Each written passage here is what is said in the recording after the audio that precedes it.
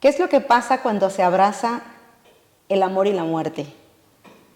¿Se muere el amor o la muerte o se enamora la muerte?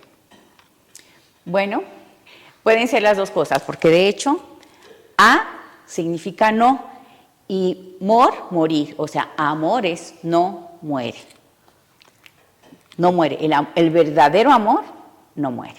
Ok, entonces podríamos pensar o reflexionar, Oyoli, que el amor trasciende después de la muerte y que cuando algún ser querido se nos va, lo podemos seguir conservando por el amor que sentimos por esa persona. O sea, esto está involucrado. O sea, a ver, hoy quisiera decirles que vamos a platicar con Oli, que es una especialista en tanatología, acerca de, pues, de qué es estar en duelo, qué es lo que sucede cuando perdemos a alguien querido o cuando perdemos algo, ¿no? También. Sí, así es. Entonces, dime, Oli, ¿qué pasa con el amor cuando se va alguien que queremos mucho? ¿Qué pasa? ¿Cómo nos quedamos? ¿Cómo nos podemos dar cuenta si estamos viviendo en duelo? ¿O cómo nos damos cuenta cuando estamos pasando por situaciones difíciles en ese momento de la pérdida? Bueno, en cuanto a tu primera pregunta, el amor realmente nunca muere. Aunque muera tu ser querido, que puede ser un hijo, no vas a dejar de amarlo, no vas a dejar de amar al esposo si fue un amor verdadero.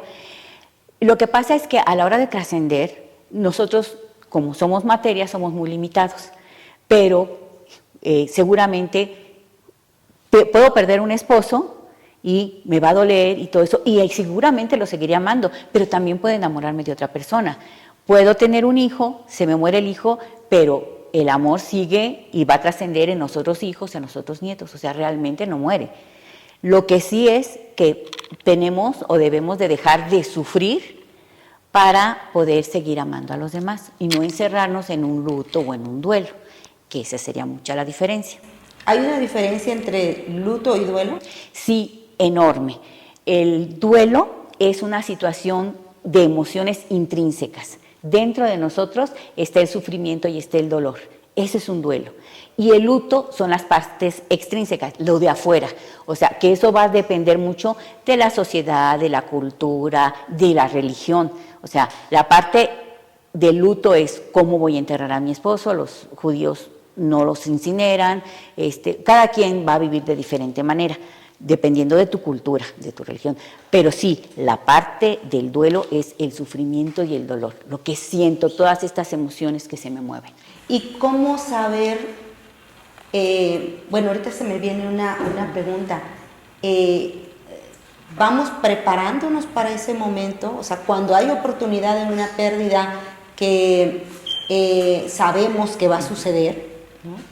Ahorita se me ocurre pensar que hay unas personas muy queridas para mí que están precisamente en esa etapa, ¿no? Una enfermedad fuerte, a lo mejor ya terminal, y están en esos momentos.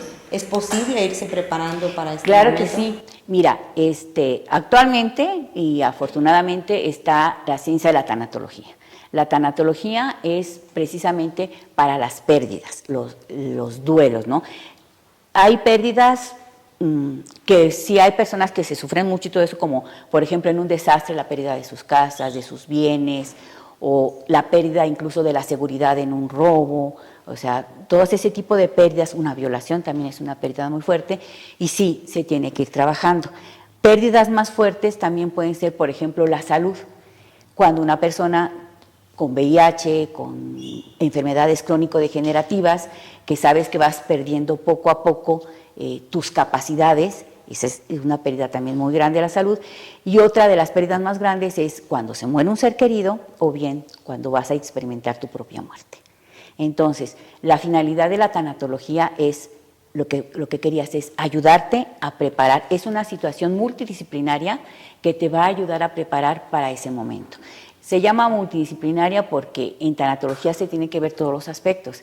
El aspecto emocional, médico, económico, legal, incluso. O sea, tienes que meter varias disciplinas para que puedas tener una buena vida de lo que te resta.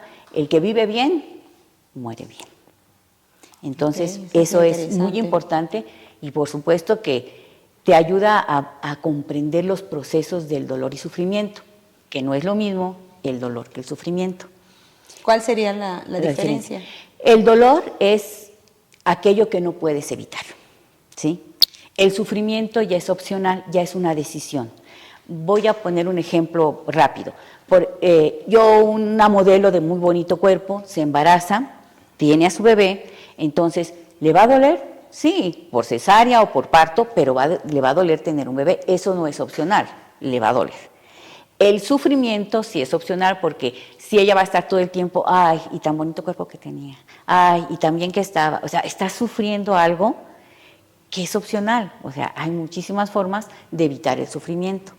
¿Sí? O de actuar en consecuencia, sí. ¿no? Se muere alguien y no es lo mismo que vayas cerrando círculos a que incluso pongas algo especial para que cada que pases te estés recordando, te estés sufriendo.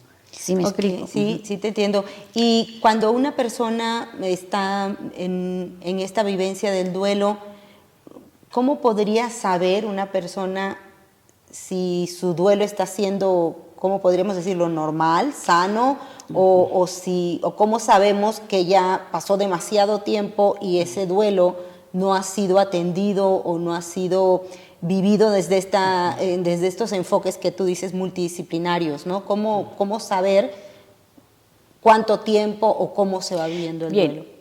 Todas las emociones son normales y son sanas, ¿sí? Lo que sí es que hay que saber cómo trabajarlas. Entonces, ¿cómo saber cuando una persona ya ha procesado su duelo? Un sí o un no, o sea, es si lo estoy platicando y me sigue doliendo, estoy en el sufrimiento, entonces no ha procesado ese duelo, ¿sí? Cuando la persona ya puede hablarlo, aunque sí tenga el sentimiento, pero no ese dolor, no esa sensación de volver a revivir, entonces quiere decir que ya procesó su duelo. El duelo normal viene siendo de sufrimiento y dolor, aquí sí las dos cosas, entre 6 meses, 9 meses, y hay otros autores que lo marcan hasta de año y medio. El año porque como vas experimentando, la primera Navidad sin él, el primer cumpleaños sin él, o sea, por eso dicen que más o menos es un año, ¿sí? Okay. Ya después dices, bueno, ya sé lo que se siente pasar un cumpleaños, una Navidad o esto sin esa persona. Y posteriormente, si ya es más de año, 2 meses, año y medio, quiere decir que ya hay patología, hay una patología ahí. Ok, ¿y hay alguna forma ordenada, dijéramos, de ir viviendo un duelo? O sea, ¿cómo podemos ir sabiendo que vamos superándolo? Ok, mira, la tanatología nos ayuda a ver toda esta parte multidisciplinaria, pero no solamente de la parte de la persona que muere, sino también de los familiares, de los amigos e incluso del personal de la salud. ¿Sí? Entonces, la primera que estudió toda esta situación fue Elizabeth Kubler-Ross y ella dio 5 pasos que fue lo que más fue funcional, pues lo que más se dio, que es la famosa NIRDA. Es primero negación, ira, regateo, depresión y aceptación. Entonces, el primer paso es la negación, o sea, no es que no me puede suceder esto a mí. O sea, no, la pregunta es ¿por qué a mí? ¿Por qué yo? O sea, ¿qué hice para que me sucediera esto? La segunda es la ira, o sea, si yo me porto bien porque tengo cirrosis o si yo tengo esto, o sea, es ese enojo contra Dios, contra el mundo, contra todo mundo. Si no me hubiera hecho de parranda con estos amigos, la culpa son de mis amigos, no me hubiera dado VIH, todo eso. Y aquí la pregunta es, ¿por qué no a él? O sea, él es más parrandero, él es más esto, o sea, ¿por qué no él? No, o sea, o la otra persona.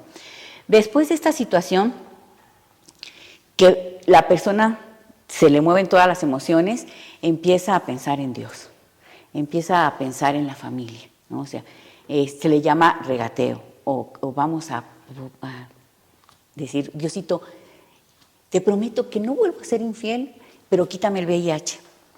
O te prometo esto, o sea, empieza uno a regatear, ¿no? O, por ejemplo, tengo cáncer, ay, Diosito, déjame más años porque pues mis niños todavía están chiquitos. O dependiendo, ¿no? Es la situación del regateo. como nada de esto funciona, la siguiente etapa es la depresión. Dice, o sea, ya, o sea, no hay nada que hacer, tengo esto, tengo lo otro, me va a pasar esto, me va a pasar lo otro, o la muerte de un familiar, ya pasó, o sea, por más que quiero, ya sucedió. Entonces viene la depresión, ¿sí? Una tristeza profunda, dolor profundo, personas dicen que sienten que no pueden ni siquiera respirar, o sea, la emoción es tan fuerte que saben que no hay que obstruya, pero no pueden ni respirar.